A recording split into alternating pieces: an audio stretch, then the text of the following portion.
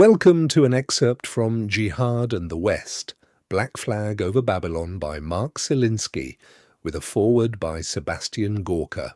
It was published by Indiana University Press in Bloomington and Indianapolis. This reading is presented by Kensington Security Consulting, which brings education to national security. This excerpt from Chapter 5 continues the discussion of Westerners fighting for the Caliphate, who realize they have made a mistake. Cruelty was not in their nature. A final reason Westerners want to come home is the realization that they are not emotionally suited for the cruelty of the state. Some Western Jihadis relish the brutality they inflict on their enemies. Sadists are comfortable in the Caliphate today.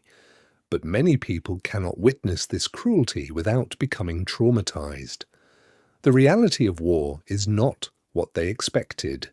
The state requires recruits to prove allegiance by hurting people. Some eagerly do so.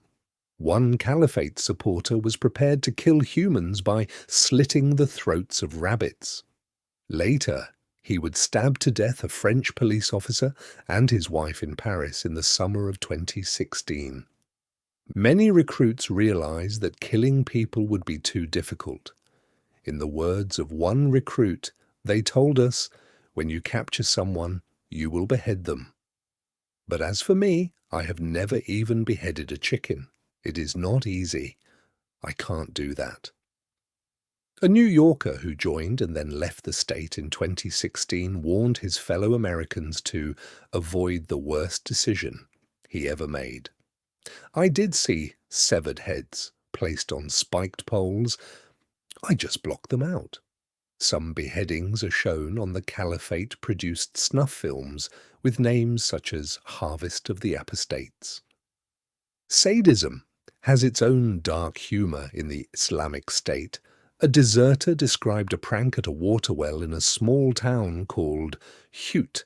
State security personnel would take blindfolded prisoners and tell them that they were free to leave but not to remove the blindfold until they had been walking for a few minutes. When the prisoners took a few steps forward, they would fall into a deep well to the laughing delight of Caliphate spectators. They would die quickly or slowly. It smells horrible because of all the corpses inside the well. I know that over 300 people were thrown into that well. For many Western recruits, there is first an initial shock, followed by the numbing effect created by constant carnage and sometimes feelings of guilt. One woman cannot escape the memory of the pained expressions on the faces of women whom she hurt. She is remorseful that she served in Al-Qansar, an all-women religious enforcement brigade, and that she harmed people in enforcing virtue. She flogged women, sometimes delivering 60 lashes for failed escape attempts. Wearing inappropriate clothes brought 40 hits. What upset me most was lashing old women when they weren't wearing the proper clothes. She said, "We'd lash them and humiliate them." Al-Qansar militants disfigure women by pouring acid on their faces. There is also a dehumanization of girls and women that many Westerners have not experienced. Among the most horrific illustrations is the sexual slave market, which splits mothers from daughters. Girls are priced according to their attractiveness. Then they are raped and discarded. A Syrian woman, racked by guilt for her earlier support of the state, warned, "The Caliphate is not what you think it is. Women are whipped, sold, and stoned. Corpses are on display publicly for weeks." Sometimes it is difficult to know the truth.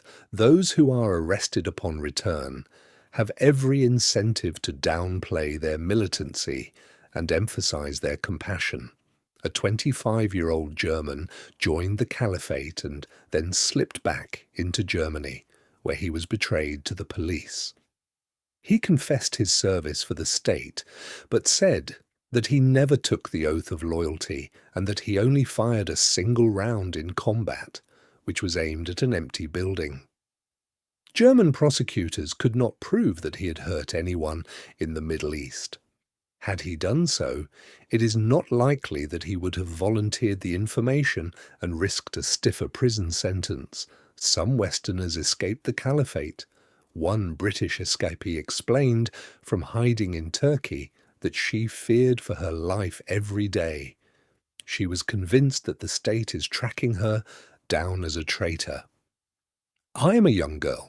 I want to live my life. I want to travel, go to cafes, meet friends like any normal girl. Another said, "This is not the 1001 nights." Summary.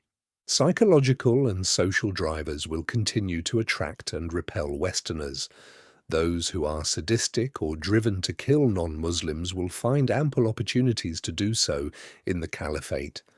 For women who want to perform the sexual jihad, there will be men available in Syria and Iraq, but many Western women will find life in the Caliphate onerous. Shuki Begum, a 33-year-old British mother and university graduate, warns of the gangster kind of mentality among the single women there. She explained that the Caliphate was not my cup of tea.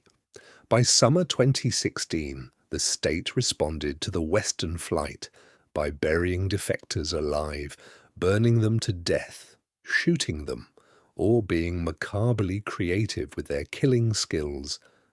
But some Westerners are elated with their new lives in the Caliphate, finding the prestige, power, and camaraderie that eluded them in the West.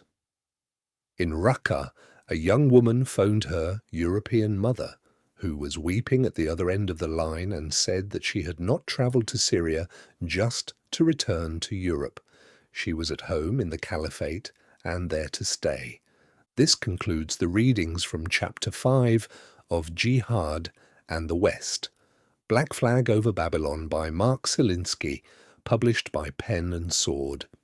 If you enjoyed them, please consider subscribing to continue listening to other chapters.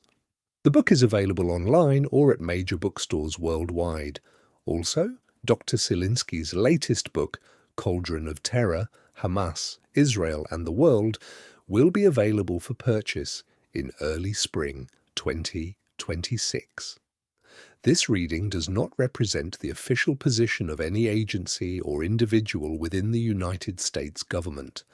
On behalf of Kensington Security Consulting, thank you for listening.